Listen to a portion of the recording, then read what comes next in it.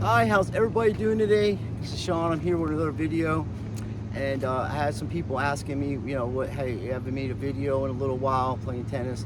Are you okay? Yes, I'm okay. I was working two jobs, and we got hit by this hurricane, but I did injure my knee, and I'm having some back issues in my hip. So I went and seen an orthopedic doctor, and I just want to show you folks because I had some jack off commented on my channel, one of my channels, that I'm afraid to play Trey from Winners Only Tennis, and not afraid of anybody or anything like that. Been playing tennis since like 1984, 85. I took 23 years off, and I started playing tennis last year because I had diabetes too, and then some of my other friends had that, so I told them that I would start playing tennis again, and we can work together to try to get in better shape. And then to be honest with you, I was arrogant and ran my mouth, and I said, "Hey, I could beat this guy," and so he called me out on it, and we're gonna play. And as I've been watching this fella play and watching his videos for like over a year now, I actually like this fella, and I have nothing against him personally, and I'm sure he feels the same way. He's got a really good disposition, and what people don't understand, this fella's probably like in 21, 22 in that age bracket. So he's probably going to college, working a job, and then doing videos and helping his brother, playing in tournaments, traveling all around to play other YouTubers, to bring recognition to the sport. So I have a lot of admiration for these fellas for doing that, because tennis is something that everybody can play until they're in their 90s, even with some injuries. But let me show you what's going on here. So this is what I had an x-ray done, and that's my right knee.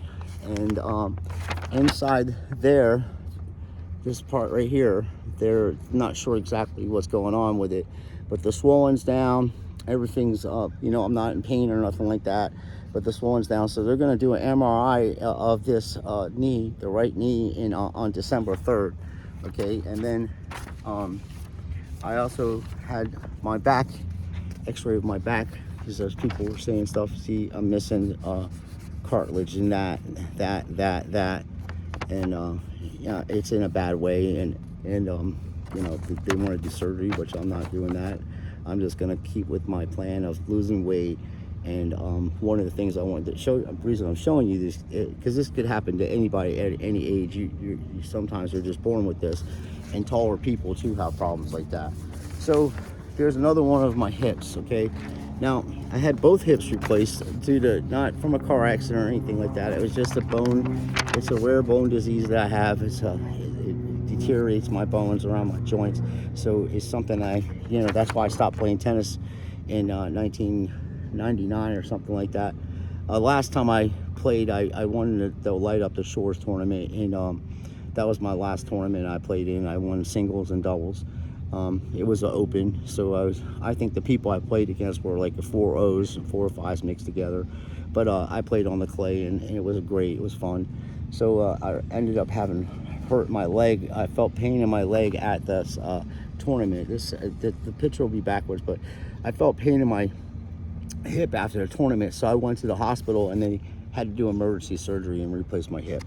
That's how bad it was. But I was so used to playing in pain and being in pain, I didn't think anything serious was wrong with it. So this is what I want to explain, and this is what I suggest people do when you haven't played the sport, like the tennis or anything like that, except surfing. The only thing you can do in surfing to condition yourself in surfing is actually surfing, going out, paddling out against the waves, and that type of stuff. But I would suggest, what I'm going to do is start going to the gym and riding the bike. You want to get the bike, get the motion going in your legs, your knees, and things like that. You want to strengthen your parts of your body that you're using the most. Second, push-ups. I'm gonna start doing push-ups again. I was kind of reluctant to do push-ups because of my shoulder. About 10 years ago, I fell down and broke my shoulder. I had a seizure, so I had epilepsy, but I haven't had a seizure in like 12 years or something like that. Last time was with this year. So I was like reluctant to do push-ups because I was like, I don't want to hurt my arm or anything, but doctor said as long as I do a little bit at a time. So that being said, you have to get a routine. The days that you are playing tennis or the days that you don't play tennis, you have to go to the gym and get those muscles and get your body ready to be on these hard courts, because these hard courts that, you know, your guys are young now and ladies are young. These things will eat you up at the end of the day. You're playing on concrete, you're running on concrete, and that's why it's so important to have proper shoes and proper tennis equipment and have your racket strong. Everybody's like, well, what's the difference? Why, well, you know, why would you have your racket strong a certain way? Well, because one, that's how you hit the ball, but two, it also keeps you from getting tennis elbow. I've always had my racket strung light in the 30s and 40s, believe me, even with the profiles, which is made of Kelvar and the stiffest racket ever made. I always had them, you know, for touch too. And, you know, speaking to Trey earlier, he's got great touch at the net, and he's, you know, serving. And I've seen some comments like, oh, well, serve don't look that big. Dude, that kid's cracking serves probably in 110, 15 mile an hour range on average. And he's using his weight correctly. The only thing that I see that he can improve is not so much working on power, but placement, because if you get that ball the way he hits it and start being able to place that ball out wide or down the middle of the tee with consistency, it's going to be tough to beat that. Even people that are good returners are going to have a problem with that. And then the other thing that we all do in America is, because we grew up playing sports with our hands, catching the ball, catching football, catching baseball. So when we hit a tennis ball on a two-handed backhand, we think we're using our legs to hit the ball, but we're actually using our arms. And that's why you're not hitting with a lot of power. That's not what, you know, you may hit with a lot of power, but you can hit a lot differently. And the trick is to use your hips. If you see Nadal or any of these guys, any of the good top players, Agassi, when they get the ball, the racket's coming, watch how close their racket is to their navel of their stomach, because when they make contact on the ball, they're not using their arms, they're actually using their hips. And then that's why you see them, like, because you're putting all your weight on your front foot and you're spinning off of that, and that's what's giving you all your power. And if Trey starts doing that along with myself more consistency, nobody will ever hit to your backhand. And the thing about what I see in this match is Winston, he was playing Winston, dude, he's very intelligent tennis player, Winston, and what he was doing, I saw the whole, from the beginning, he was pulling him off the court because Trey was running around his backhand, hitting forehands. And if you're gonna run around your backhand and hit forehands, do not hit back cross court. Go down the line on this guy, because he's already over there, and he's gonna do that to you because he's pulling you off further and further off the court. And all you're doing is hitting with an angle, which he's gonna step in and hit right down the line. Just sooner or later, that ball's coming down the line. But what he's gonna do is he's pulling you off the court over here to the left, and then you're gonna hit your forehand, and when that forehand comes back, you're hitting it right to his forehand. So now you're already off the court and you have a longer way to go, and all you gotta do is put it in anywhere even short. Use an angle, and you're gonna have to run that ball down. And then if you run the ball down, 9 out of 10 times, people will try to hit it back in the middle of the court, and all he's doing is coming into the net, and he's got an easy volley. So those things, you fix those things against the top players like that, you're gonna win more, and myself included. But when I run around my backhand, I either try to hit an angle and pull them off the court, because I know that's what they're doing to me, or I will turn my body and hit straight down the line as hard, go for a clean winner. Because either way, you're gonna lose that point because you're so far off of that, unless you have exceptional speed, and then you're gonna be doing this the whole match. So that's where I'm at as far as explaining what we all can do to be better players and my health issues and stuff. I'm going to set this machine up. I'm going to practice volleying. I'm going to practice return serves, because I haven't been out in a month here. I haven't hit a tennis ball in a month with the hurricanes and injuries. So I'm not going to do too much until I get the actual MRI back. I'm probably not going to play any doubles or anything like that. Probably not going to play any singles until I get the MRI back.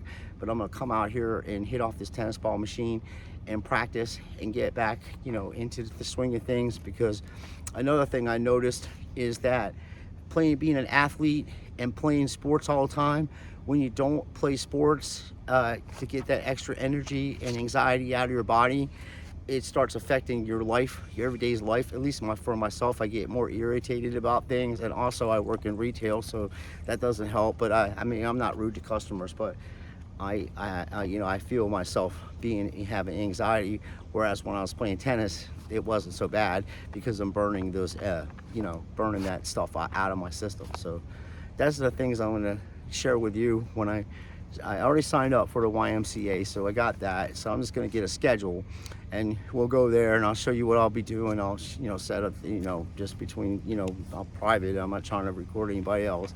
I'll show you what I'm doing. I'll show you the exercises I'm doing to get my legs and my body in better shape, so I don't have these recurring issues with having to go get surgeries done on my knee and my hips and things like that. So we're gonna try to prevent this from happening in the future. Right now we're dealing with what I'm already have this, so I can't do nothing about that part of it, but I can do something about the other part, and that's get myself in better shape than I am now. I mean, I've already lost 60 pounds, over a year. So, and then I would like to get this taken care of, and then I'll set up an arrangement to play this guy, Trey from Winners Only. I'll go to Texas or whatever. I think it'd be great, and it'd be helpful for the community of all ages to bring attention to tennis, and that's more important than winning and losing or whatever. But don't get me wrong, I'm not going to go out there and try to lose. I'm going to play my best, and I really am excited to try to return his serve, because like I say, on the camera, people talk shit, and most of these people don't play tennis or know anything about tennis, but that guy's cracking a pretty big serve, and keep in mind, he's only been playing for 2 years, so I'm not avoiding this man. I legitimately have problems with my knees and my back, but I'm going to fix that problem, and we're going to set up something. And as I said, I'll play anybody on here. I'm actually trying to, once this gets sorted out, is find a doubles player or someone that'll play doubles with me, and go play my friend. Well, I don't know him personally, but I watch his videos. Brett from Tennis Tunes. I'd like to play doubles against him and his dad, because they're such nice people, and it'd be really cool to meet him. And he lives in Orlando, so it's only about a 35-minute drive for me if I get on I-4. So maybe it'd be something like once a month I can actually play against them and play against higher players, that are good at doubles, because I'm really good at doubles. I've been playing doubles for a while. I've won some tournaments, and I just like playing doubles. It's fun. I also like playing singles too, but like I said, I'm just not as fast as I used to be. I move pretty fast, but not as fast as I used to be. And that's where we're gonna get back in shape, so we can get my speed back. And I have a really good forehand, and like I say, I'm gonna work on making contact with my hips when I hit these backhands. And I'm actually going to change my style for a little bit. I'm going to start hacking the ball a little bit more, putting spins on it, because I've noticed when I play against people that hit or big hitters, they're expecting to hit me back, for me to hit back with top spin and right in, get into a rally. And then when I start slicing the ball on the backhand or slicing it on the forehand, it throws a rhythm off for some reason, and they start flying, balls start flying long and wide, and it's just easy points, and at my age, I'll take care of all the easy points I can get. Your boy's gonna be 53 in December, but my birthday is December 22nd, so I'm gonna be 53 coming up, God willing, and we're gonna be making videos of old guys playing tennis and having fun against younger guys playing tennis, having fun, and meet new people all throughout America, which is great. I have a good feeling about this, and like I say, by all accounts, I should get smoked off the court for talking shit, but hey, I at the time, I was irritated with the USTA and how they were fucking around with these guys and making them play in, levels that they're either too good to play in or not good enough to play in. I just was kind of irritated with it, so that's how I feel about that. So let's get busy. This is the end of this video. My next video will be me training, and we're gonna work on some stuff. I just wanted to say thank you to everybody. I really appreciate it. Appreciate all the support and all the prayers for me to get better. I am very grateful that I have a community, this tennis community, and these people are really super nice. And I look forward to meeting you guys and ladies and playing some tennis against you. I think it'd be fun, and I really enjoy the competition. And I know I talk a lot in my videos, but when I'm playing tennis, I joke, but I'm pretty focused when I'm on the court. always thinking of different ways to get around the people that I'm playing against. Like if I'm playing doubles, I look for openings in the middle or down the line. What's the best shot to hit? Lobs, all this types of stuff. So I think a lot on the tennis court, but I also joke around. Somebody hits a good shot, it's like that's a damn good shot, or that's a nice ball or something, because we're all having fun, and that's what we're trying to do. We're trying to hit the best shots we can possibly hit, and have the most fun doing it. So, as I said before, thanks again for everything. I'm really, I don't have the words to describe how I feel inside when I see strangers that I don't know in person, but like on my family in the community, tennis community, wishing me the best and concerned about me, and it makes me feel really good, and I really appreciate that, and I can't thank you enough. So let's get busy.